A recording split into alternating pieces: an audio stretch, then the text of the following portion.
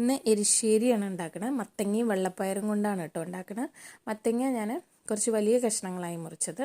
കുക്കറിൽ കുറച്ച് മഞ്ഞൾപ്പൊടിയും പാകത്തിന് മുളക് പൊടിയിട്ട് കുറച്ച് വെള്ളം ഒഴിച്ച്, വേവാൻ ആവശ്യമായ വെള്ളം ഒഴിച്ച് കുക്കറിൽ ഒരു വിസിൽ വരണ വരെ ഒന്ന് വേവിച്ചെടുക്കുന്നുണ്ട്. പിന്നെ ഇതിലേക്ക് തേങ്ങയും കുരുമുളക് 2 മണി കുരുമുളകും കുറച്ച് ജീരകവും പാകത്തിന് വെള്ളം ഒഴിച്ച് നന്നായിട്ട് അരച്ചെടുക്കുന്നുണ്ട്. അപ്പോൾ വേവിച്ച് വെച്ച മത്തങ്ങ വേറൊരു പാത്രത്തിലേക്ക് ഞാൻ മാറ്റിയിട്ടുണ്ട്. പാകത്തിന് ഉപ്പിട്ട് കൊടുത്തു. ഒരു കുഞ്ഞ് കഷ്ണം ശർക്കര ഇട്ട് കൊടുക്കുന്നുണ്ട് കേട്ടോ. പിന്നെ അരച്ച് വെച്ച തേങ്ങയുടെ കൂട്ടും കൂടി ഇട്ട് ഒരു ചെറിയ ഫ്ലെയിമിലൊന്ന് തിളയ്ക്കാൻ വെച്ചു. പിന്നെ അതിന് ശേഷം ഞാൻ വേവിച്ച് വെച്ച വെള്ളപ്പയർ ഇതിലേക്കിട്ട് പിന്നെ കുറച്ച് മിക്സി കഴുകിയ വെള്ളം കൂടി കുറച്ച് ഒഴിച്ചു കൊടുത്തിട്ട് നല്ലപോലെ ഒന്ന് തിളയ്ക്കാൻ വെച്ചിട്ടുണ്ട്. അപ്പോഴേക്കും നമുക്ക് കുറച്ച് നല്ലോണം തേങ്ങ വറുത്തെടുക്കാം. ഞാൻ വറക്കാനാണ് കൂടുതൽ തേങ്ങ എടുക്കുക കേട്ടോ. അരയ്ക്കാൻ കുറച്ചേ തേങ്ങ എടുക്കാറുള്ളൂ എരിശ്ശേരിക്ക്.